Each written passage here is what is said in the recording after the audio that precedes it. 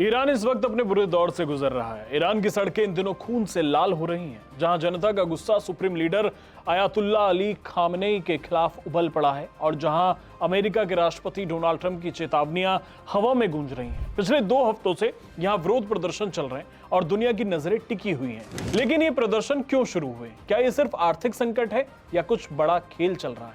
चलिए समझते हैं। सबसे पहले बात करते हैं मौत के आंकड़ों की। मानवाधिकार संगठनों के मुताबिक इन प्रदर्शनों में कम से कम 648 लोग मारे जा चुके हैं। यह आंकड़ा आया है अमेरिका स्थित एक अधिकार समूह से, जो सालों से ईरान के प्रदर्शनों पर नजर रखता है। न्यूज एजेंसी एपी की रिपोर्ट यह कहती है कि यह संख्या और बढ़ सकती है, क्योंकि पुलिस की गोलीबारी रुकने का नाम नहीं ले रही है। तो क्या ये दमन की हद है या सरकार की मजबूरी? खैर, ईरान के विदेश मंत्री अब्बास अरागची ने दावा किया है कि स्थिति पूरी तरह से नियंत्रण में है।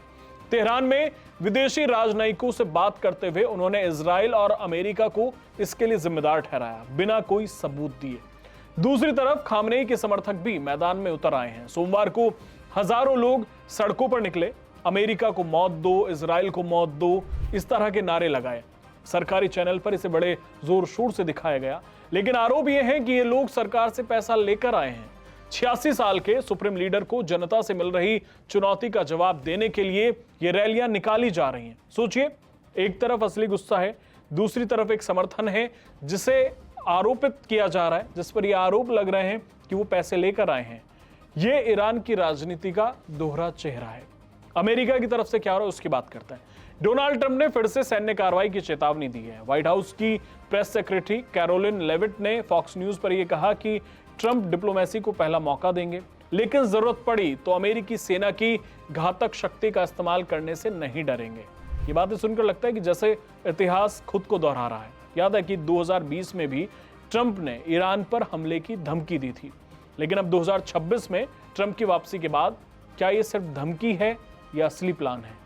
उधर ईरान भी पीछे नहीं हट रहा है। विदेश मंत्रालय के प्रवक्ता इस्माइल बघई ने कहा है कि वे कूटनीति के लिए तैयार हैं, लेकिन ये आपसी हितों पर आधारित होनी चाहिए, ना कि अमेरिका के हुक्म पर। मतलब साफ है कि ट्रंप की एक तरफा शर्तें नहीं चलेंगी। लेकिन क्या ये सिर्फ शब्दों का खेल है? क्योंकि ट्रंप ने तो एक कदम आगे बढ़कर यह ऐलान कर दिया है कि जो भी देश ईरान से व्यापार करेगा उस पर अमेरिका में 25% टैरिफ लगेगा। ट्रुथ सोशल पर ट्रंप ने लिखा कि यह आदेश अंतिम है और यह बड़ा झटका है। चीन, रूस, यूरोप सबके लिए चेतावनी है। ईरान की अर्थव्यवस्था पहले ही डगमगा रही है और ये टैरिफ इसे और कमजोर करेगा। अमेरिका ने ईरान में रहने वाले अपने नागरिकों को तुरंत छोड़ने की सलाह दी है। वर्चुअल दूतावास के एडवाइजरी में कहा गया है कि प्रदर्शन हिंसक हो सकते हैं, गिरफ्तारियां हो सकती हैं और रोजमर्रा की जिंदगी बाधित। क्या ये अमेरिकी हमले की तैयारी है या सिर्फ सावधानी? क्योंकि इतिहास ये बताता है कि ऐसी वार्निंग्स जब दी जाती हैं उसके बाद कुछ बड़ा होता है। ईरान की सरकार अपनी सख्ती बढ़ा रही है।